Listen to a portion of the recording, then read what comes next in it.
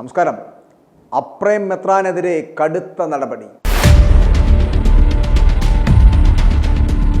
Orthodox സഭയുടെ അടൂർ കടമ്പനാട് ഭദ്രാസന മെത്രാൻ സക്കറിയാസ് മാർ അപ്രേം ഗീവർഗീസ് സഹദായുടെ ഓർമ്മപ്പെരുന്നാൾ ദിനത്തിൽ നടത്തിയ പ്രസംഗം വിവാദമായ പശ്ചാത്തലത്തിൽ നടപടിയെടുക്കുക എന്ന ലക്ഷ്യത്തോടെ വിളിച്ചുകൂട്ടിയ അടിയന്തര സിനഡ് നാളെ മെയ് 23 കോട്ടയത്തെ അധോലോകത്ത് വെച്ച് നടക്കും. ഇതര ക്രൈസ്തവ സമൂഹങ്ങൾ മാത്രമല്ല, ഓർത്തഡോക്സ് സഭയിലെ തന്നെ 90% വിശ്വാസികളും നിലവിലുള്ള പള്ളിപ്പിടുത്തങ്ങൾക്കും കേസുകൾക്കും വ്യവഹാരങ്ങൾക്കുമൊക്കെ എതിരാണ്. പൊതുസമൂഹത്തിൻ്റെയും വിശ്വാസി സമൂഹത്തിൻ്റെയും സർക്കാരിൻ്റെയും ഒക്കെ ഭാഗത്തു നിന്ന് ഇത്തരം വ്യവഹാരങ്ങളും പള്ളിപ്പിടുത്തങ്ങളും അവസാനിപ്പിക്കണമെന്ന് സർക്കാർ തന്നെ മത്തായി മൂന്നാമനോട് ആവശ്യപ്പെട്ട സാഹചര്യത്തിൽ കഴിഞ്ഞ സിനഡിൽ ഇനിയും പള്ളിപ്പിടുത്തങ്ങളും കേസ് അഡ്വാൻസ് ചെയ്യുകയൊന്നും വേണ്ട എന്ന തീരുമാനത്തിൽ എത്തിയിരുന്നു. ഒരുപക്ഷെ ഇതിൻ്റെ ചുവട് പിടിച്ചായിരിക്കണം അപ്രേം മെത്രാൻ നടത്തിയ പ്രസംഗത്തിൽ ഇക്കാര്യം ചൂണ്ടിക്കാട്ടിയത്. സഭയിൽ 34 ഭരണഘടനയ്ക്ക് ബൈബിളിനേക്കാൾ പ്രാധാന്യം കൊടുക്കുന്നുവെന്ന്. അതുമാത്രമല്ല, 7 70 വട്ടം ക്ഷമിക്കണമെന്ന് പറഞ്ഞ ക്രിസ്തുവിൻ്റെ അനുയായികൾക്ക് ഒരു വട്ടമെങ്കിലും ക്ഷമിച്ചുകൂടെ? വിശ്വാസികൾക്ക് പ്രാർത്ഥിക്കാൻ ആവശ്യമായ പള്ളികൾ നിലവിലുള്ളപ്പോൾ ഉള്ള പള്ളികളിൽ തന്നെ ആളുകൾ ഇല്ലാതിരിക്കുന്ന പശ്ചാത്തലത്തിൽ എന്തിനാണ് പള്ളിപ്പിടുത്തം? എന്തേ പള്ളികളിൽ വിശ്വാസികൾക്ക് നിൽക്കാൻ ഇടമില്ലാത്ത വരുന്ന സാഹചര്യത്തിൽ, അല്ലെങ്കിൽ അന്ന് പള്ളിപ്പിടുത്തത്തെക്കുറിച്ച് ആലോചിക്കാമെന്നൊക്കെയുള്ള ചില യാഥാർത്ഥ്യങ്ങളാണ് അദ്ദേഹം ആ പ്രസംഗത്തിൽ പങ്കുവച്ചത്. പക്ഷേ ഇത് സഭയ്ക്കെതിരെയുള്ള ഒരു പ്രസംഗമായി പോയി എന്നുള്ള ഒരു വ്യാഖ്യാനം വരികയും വിവാദമാക്കുകയും ചെയ്യുകയായിരുന്നു. ഇപ്പോൾ 90% വിശ്വാസി സമൂഹവും അപ്രേം മെത്രാൻ്റെ പല നിലപാടുകളോടും യോജിപ്പില്ലെങ്കിലും ഈ പ്രസംഗത്തോട് വിശ്വാസി സമൂഹത്തിന് പക്ഷേ യോജിപ്പാണ്. കാരണം എല്ലാ വിശ്വാസികളും പറയുവാൻ ആഗ്രഹിച്ച അപ്രിയ സത്യമാണ് ഈ സക്കറിയ മെത്രാൻ വിളിച്ചു പറഞ്ഞിരിക്കുന്നത്. ഓർത്തഡോക്സ് സഭയിലെ ഇന്നുള്ള 90% മെത്രാന്മാരിലും യാതൊരു കാരണവശാലും ആ പദവിയിൽ തുടരാൻ യോഗ്യതയില്ലാത്തവരും മ്ലേച്ഛമായ പ്രവൃത്തികൾ ചെയ്തവരും പലതരത്തിലുള്ള കുറ്റകൃത്യങ്ങൾ ചെയ്തവരുമാണ് എന്നിരിക്കെ പ്രസംഗത്തിൻ്റെ പേരിൽ അപ്രേം മെത്രാനെതിരെ നടപടിയിലേക്ക് പോകുന്നതിനോട് വൈദികർക്കും വിശ്വാസി സമൂഹത്തിനും ഭൂരിഭാഗം മെത്രാന്മാർക്കും അടക്കം എതിർപ്പാണ് എന്നറിയിക്കട്ടെ. ഈ സമീപകാലത്ത് ഓർത്തഡോക്സ് സഭയ്ക്കുണ്ടായ മൂല്യച്യുതി, ആ മൂല്യച്യുതിയിൽ മുഖം നഷ്ടപ്പെട്ടിരിക്കുകയാണ് ആ സഭ. അപ്പോൾ അതിനുള്ള കാരണങ്ങൾ ഒന്ന് എന്ന് പറയപ്പെടുന്ന ഈ കോടതികളിൽ നിന്നുള്ള പരാജയങ്ങൾ, മറ്റൊന്ന് പൊതുസമൂഹത്തിൻ്റെ ഭാഗത്തു നിന്നുള്ള അവമതിപ്പ്, കേരള സർക്കാരിൻ്റെ ഭാഗത്തു നിന്നുള്ള എതിർപ്പ്, കൂടാതെ സഭയിൽ ഈ മെത്രാന്മാരുടെയും പുരോഹിതന്മാരുടെയും ഇടയിൽ വർദ്ധിച്ചു വരുന്ന സ്ത്രീ ശിശു പീഡനങ്ങളെന്ന് പറയപ്പെടുന്നത്. അപ്പോൾ ഇതിനെയെല്ലാം തുടർന്ന് മത്തായി മൂന്നാമൻ സഭ കണ്ട കഴിവുകെട്ട കാതോലിക്കയാണ് എന്നുള്ള പ്രതീതി ഉണ്ടായപ്പോൾ താനൊരു കിഴങ്ങനല്ല എന്ന് വരുത്തി തീർക്കേണ്ട ഒരു ശ്രമത്തിലാണ് മത്തായി മൂന്നാമൻ ഇപ്പോൾ.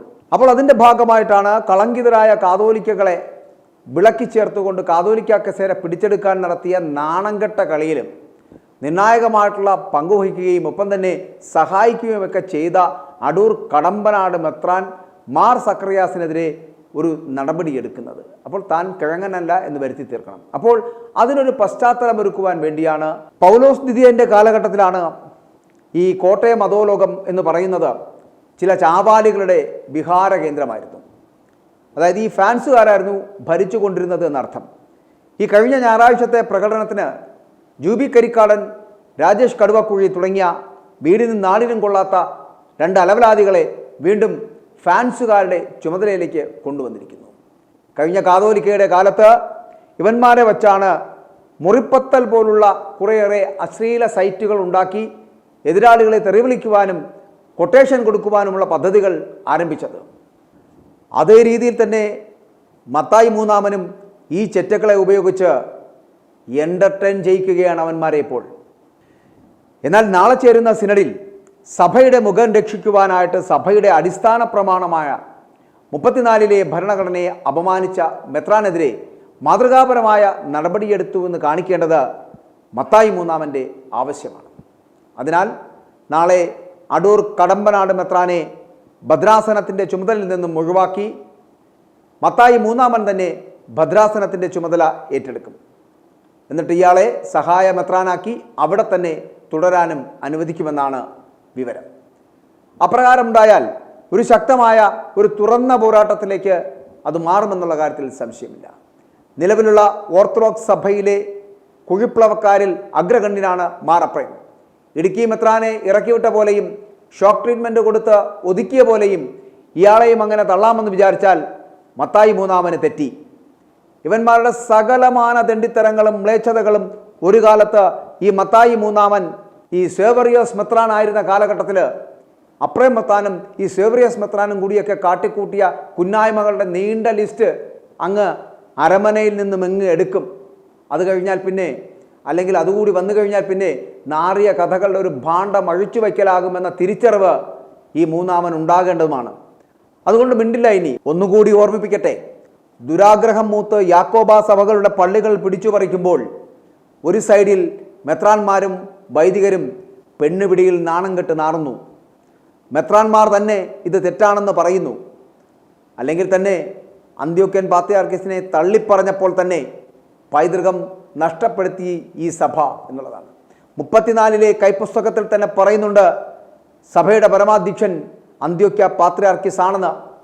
34 ഭരണഘടനയിലെ 1-ാം ഖണ്ഡികയിൽ പറയുന്നവന്മാർ തന്നെ അന്ത്യോക്യൻ പാത്രിയാർക്കീസിനെ തള്ളിക്കളഞ്ഞു, പൈതൃകം ഉപേക്ഷിച്ചു. അതിനുശേഷം കഞ്ഞിക്കുഴിയിലെ ഒരു തീവട്ടി സഭയായി ഇത് മാറി. കാതോലിക്ക എന്ന് പറയപ്പെടുന്നത് ഒരു കഞ്ഞിക്കുഴി മൂപ്പൻ്റെ തലത്തിലേക്ക് തരം താണു. ഇപ്പോൾ ഇതാ ഓറിയൻ്റൽ ഓർത്തഡോക്സ് സഭയും ഈ കലഹപ്രിയരെ ഒഴിവാക്കുകയും ചെയ്തു.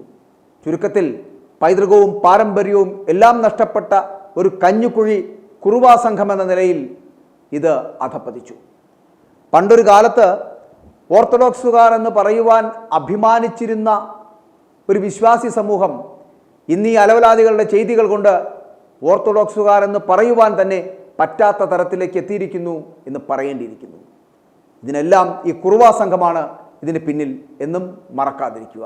ഏതായാലും പള്ളി പിടിച്ചുപറി സമുദായത്തിൻ്റെ അടിത്തറ മെത്രാന്മാർ തന്നെ തോണ്ടി തുടങ്ങി. നാളത്തെ സിനഡോടുകൂടി കാര്യങ്ങൾക്ക് ഏതാണ്ടൊരു തീരുമാനമുണ്ടാകും. i2i News, an eye for truth. i2i News subscribe ചെയ്തിട്ടില്ലാത്തവർ ഇപ്പോൾ തന്നെ സബ്സ്ക്രൈബ് ചെയ്യുക. നോട്ടിഫിക്കേഷൻ ലഭിക്കുവാൻ ബെൽ ബട്ടണും അമർത്തുക.